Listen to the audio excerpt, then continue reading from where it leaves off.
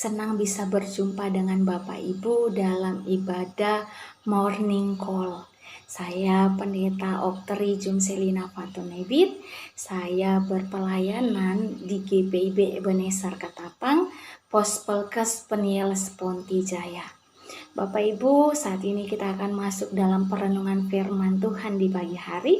Mari kita siapkan Alkitab kita yang terpilih dalam Imamat 21 ayat 1 sampai ayatnya yang ke-15. Jikalau kita sudah siapkan, maka mari kita berdoa.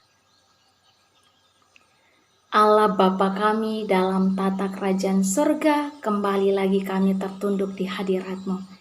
Kembali kami mengucap syukur untuk nafas kehidupan dan kesehatan, sehingga kami boleh kembali merenungkan firman Tuhan di pagi hari ini. Kami mohon hikmat dan pengertian Allah, sehingga firman yang akan kami baca dan kami renungkan bisa menjadi teladan bagi kehidupan kami dan kami bawa dalam hidup kami sehari-hari. Berfirmanlah Tuhan, karena hati kami telah siap untuk merenungkan firman-Mu. Amin. Bapak Ibu, saya akan membacakan firman Tuhan di pagi hari ini. Imamat 21 ayat 1 sampai 15.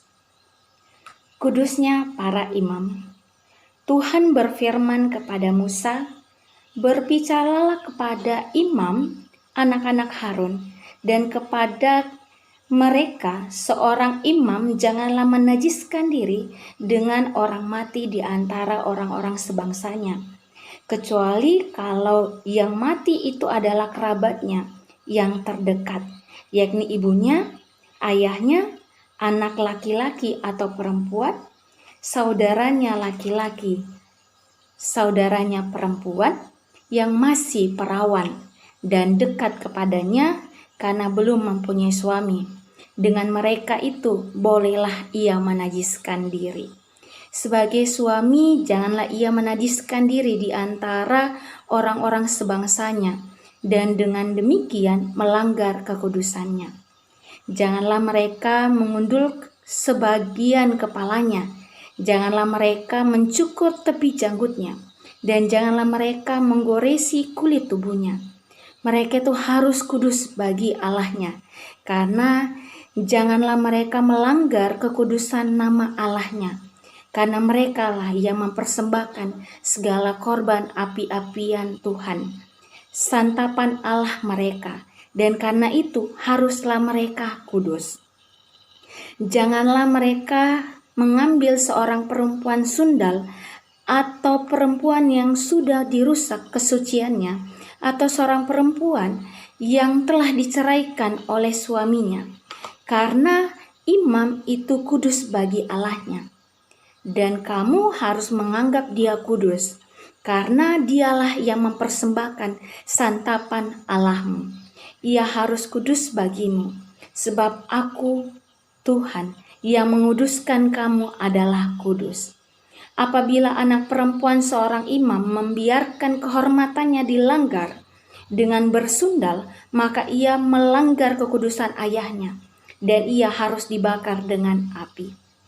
Imam yang terbesar di antara saudara-saudaranya yang sudah diurapi dengan menuangkan minyak urapan di atas kepalanya, dan yang ditabiskan dengan menggenapkan kepalanya segala pakaian kudus, janganlah membiarkan rambutnya terurai, dan janganlah ia mencabik pakaiannya.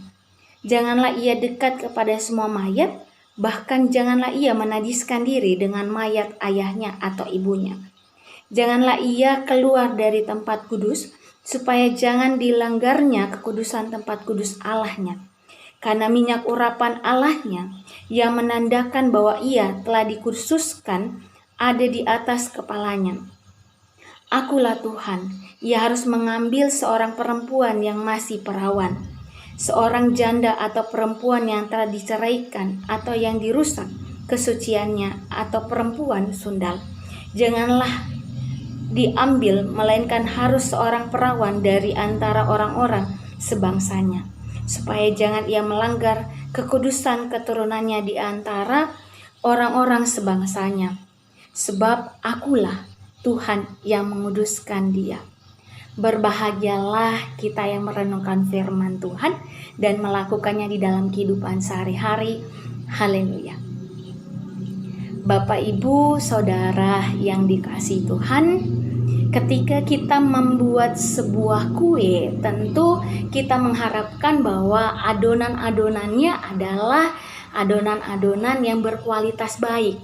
Salah satu bahannya adalah bahan-bahan yang baik, sehingga telur, juga terigu, gula, dan adonan-adonan yang lain ketika diolah menjadi kue yang enak. Nah, Bapak Ibu, ketika adonan ini sudah dibuat dan sisa satu bahan yang dimasukkan, yaitu telur, dan ternyata ketika menuangkan telur di dalam adonan itu, telurnya busuk. Lalu kita berpikir bahwa tidak apa-apalah, telur ini kita masak kok, jadi rasanya dan baunya pun akan hilang. Nah, Bapak Ibu, setelah kue sudah jadi dan dihidangkan, pertanyaannya adalah, apakah kue ini masih bisa dirasakan keenakannya, kenikmatannya, dan baunya masih dirasakan sangat enak ataukah tidak sama sekali? Bapak Ibu, berdasarkan ini maka semua pasti akan menjawab tidak enak. Karena kita tahu bahwa ketika adonan kue, bahan-bahan kue ini berkualitas baik, maka kue juga ketika dimakan rasanya juga enak dan nikmat. Tapi kalau bahan-bahan dan adonan ini salah satunya tidak berkualitas baik, maka hasilnya adalah kuenya tidak akan enak dan tidak akan nikmat dirasakan. Begitupun Bapak Ibu ketika kita berbicara tentang hidup kudus, di mana hidup kudus tidak bisa ditoleransi. Dalam hal ini, satu perbuatan buruk akan mencemari semua perbuatan baik. Bapak, Ibu, Saudara-saudari, para imam harus hidup kudus. Kenapa harus hidup kudus? Karena para imam adalah pilihan di mana mereka memiliki tugas dan tanggung jawab menjadi rantai penghubung antara Allah dan umatnya. Para imam adalah tugas dan tanggung jawab mereka memastikan kelayakan kurban bakaran yang dipersembahkan kepada Allah. Mereka harus mengajar dan mengingatkan umat Allah tentang hubungan mereka dengan Allah. Mereka harus mengajar bagaimana setiap umat Allah harus berperilaku baik terhadap sesama. Mereka harus mengingatkan kepada umat Allah bahwa ada hukumannya bagi setiap umat Tuhan yang melakukan dosa. Mereka harus mengatur yang namanya perayaan agama Israel. Mereka harus dapat memohon pengampunan kepada Allah dan memohon berkat kepada Allah untuk bangsa Israel, sehingga bangsa Israel dapat hidup kudus dan diberkati Allah. Dan para imam juga memiliki tugas dan tanggung jawab untuk dapat memberikan ritual secara khusus kepada bangsa Israel.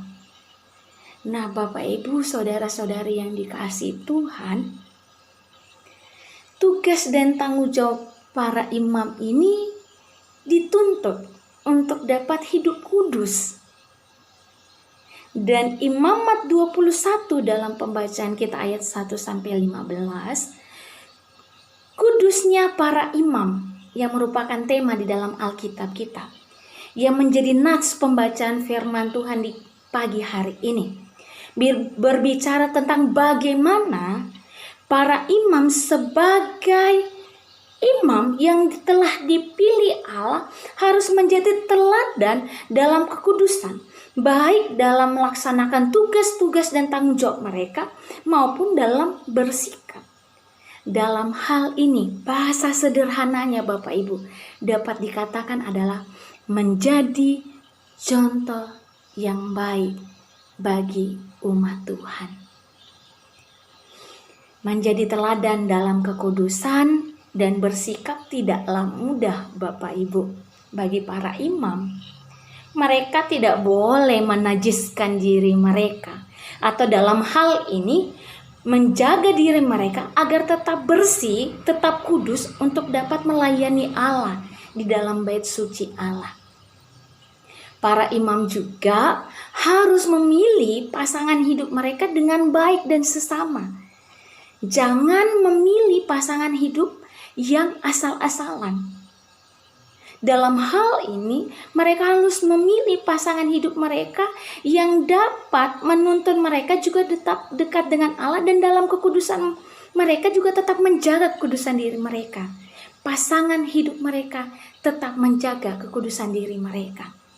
Nah, Bapak, Ibu, Saudara-saudari, kenapa harus mencari pasangan hidup yang baik, yang mampu juga menjaga kekudusan diri mereka? Karena jabatan para imam ini adalah turun-temurun.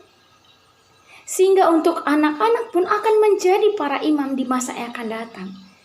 Jadi kekudusan diri bukan hanya untuk para imam, tapi juga pasangan hidup mereka dan anak-anak mereka juga harus memiliki kekudusan diri di dalam diri mereka. Bapak, Ibu, Saudara-saudari, berdasarkan firman Tuhan yang kita baca secara bersama ini, maka pertanyaannya adalah, firman Tuhan ini mau bicara tentang apa kepada Bapak, Ibu, Saudara-saudari, dan kepada saya? Tentang kudusnya sebagai teladan hidup. Bapak, Ibu, Saudara, semua orang tua pasti mengajarkan hal-hal baik kepada anak-anaknya tentunya. Baik itu hal-hal kecil, ucapan terima kasih, berdoa, ucapkan salam ketika keluar dan masuk rumah, baca Alkitab, dan hal-hal lain yang sederhana sekalipun itu kata maaf juga. Itu sering kali menjadi hal-hal yang jadi pengajaran bagi orang tua kepada anak-anak. Namun terkadang orang tua melupakan hal penting di dalam kehidupan mereka. Bahwa Bapak, Ibu, Saudara-saudara, kita adalah role model bagi mereka, yaitu anak-anak kita, orang-orang yang kita kasihi. Kita adalah role model mereka. Sehingga dapat dikatakan didikan yang baik bukan sekedar kata-kata saja, tetapi perilaku yang diteladani. Seperti para imam yang menjadi teladan dan penghubung bagi umat Tuhan dan bagi Allah, maka kita sebagai orang tua, sebagai anak muda adalah teladan yang merupakan penghubung bagi mereka, anak-anak kita, dan bagi orang lain di sekeliling hidup kita dengan Allah. Kita adalah penghubung bagi mereka dengan Allah dalam zaman ini dan zaman yang akan datang. Sehingga pertanyaannya untuk kita renungkan di pagi hari ini, berdasarkan firman Tuhan yang kita baca bersama-sama Bapak Ibu, sudahkah kita menjadi teladan yang baik buat mereka?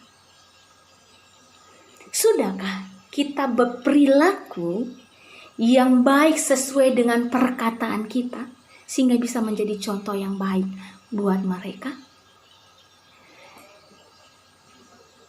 Bapak Ibu, berdasarkan firman Tuhan ini, bukan hanya kita yang hidup kudus, tapi mereka juga layak untuk hidup kudus. Maka mari kita menjadi contoh hidup, sehingga kudus sebagai teladan hidup menjadi berkat bagi diri kita dan orang lain boleh melihat itu sebagai gambar dan rupa Allah. Demikian firman Tuhan. Amin. Bapak Ibu, mari kita satu di dalam doa. Kita berdoa.